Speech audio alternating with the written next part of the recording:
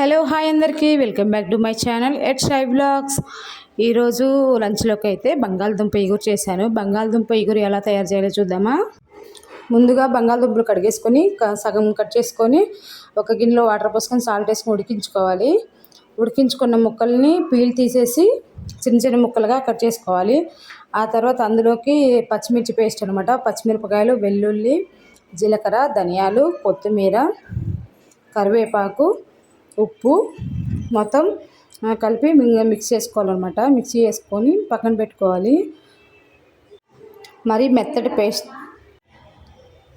మెత్తగా కాకుండా కొంచెం కచ్చా పచ్చాగా మిక్సీ పట్టుకొని పేస్ట్ సిద్ధం చేసుకోవాలి.